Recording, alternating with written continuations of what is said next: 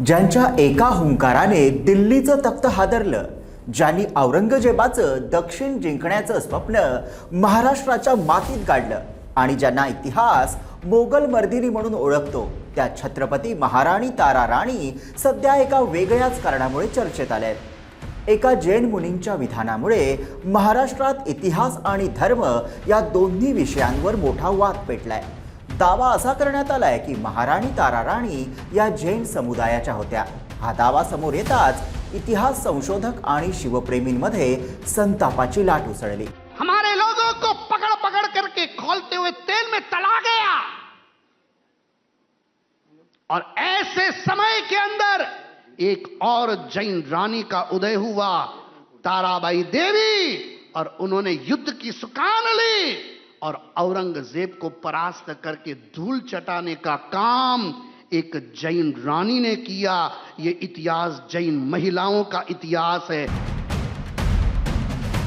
पण खरा प्रश्न असा आहे, खरंच महाराणी तारा राणी जैन होत्या का? त्यांची खरी ओळख काय आहे आणि इतिहासात याबाबत नेमके पुरावे काय सांगतात? आजच्या या व्हिडिओमध्ये आपण महाराणी तारा राणींचा खरा इतिहास आणि सध्याचा वाद सोप्या भाषेत समजून घेऊया। नमस्कार, मी विहंग ठाकूर। अलीकडे मुंबईमध्ये जैन समुदायाचा एक कार्यक्रम पार पडला। या कार्यक्रमात बोलताना आचार्य नयन पद्मसागर यांनी एक विधान केलं। त्यांनी म्हटलं, मोहम्मद घौरीने भारतावर आक्रमण केलं तेव्हा मेवाडच्या एका जैन राणीने तलवार उचलली आणि त्याचप्रमाणे औरंगजेबाचा नाश करण्यासाठी जन्मलेल्या महाराणी तारा राणी सुद्धा जैन होत्या। हे विधान होताच ते सोशल मीडियावर वाऱ्यासारखं पसरलं आणि त्यानंतर इतिहासप्रेमी आणि संशोधकांनी या दाव्यावर तीव्र आक्षेप घेतला, कारण अनेकांच्या मते हा दावा इतिहासाशी जुळत नाही। मग इतिहास काय सांगतो? तर इतिहासानुसार महाराणी तारा राणी या स्वराज्याचे पहिले सरसेनापती हंबीरराव मोहिते यांच्या कन्या होत्या। मोहिते घराणं हे मराठा समाजातील एक अत्यंत मानाचं आणि लढाऊ घराणं मानलं जातं।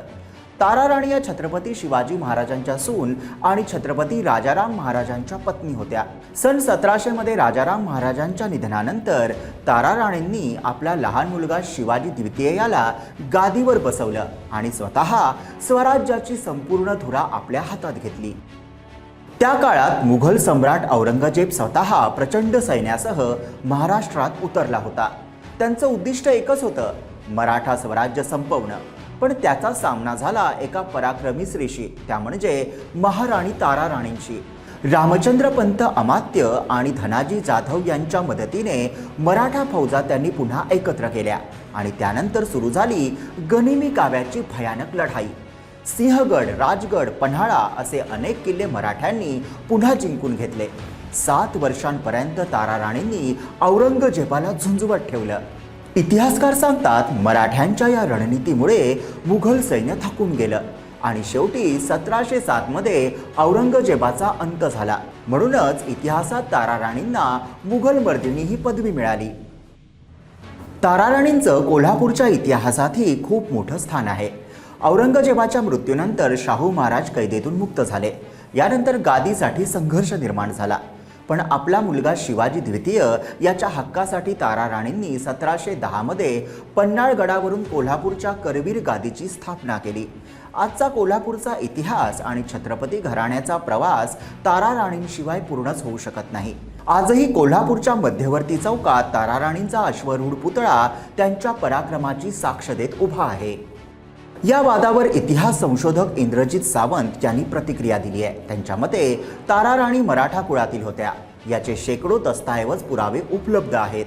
इतिहासकार डॉक्टर जयसिंगराव पवार आणि इतर संशोधकांनीही हा इतिहास पुराव्यानिशी मांडलेला आहे।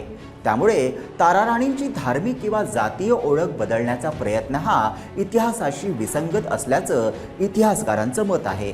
महाराणी तारा राणींचा पराक्रम हा केवळ एका समाजाचा नाही, तो संपूर्ण भारताचा अभिमान आहे।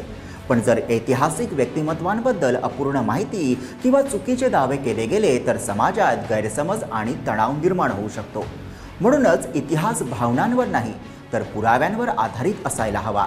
350 वर्षांनंतरही महाराणी तारा राणींचा इतिहास आपल्याला शौर्य, रणनीती आणि नेतृत्वाचे धडे देतो।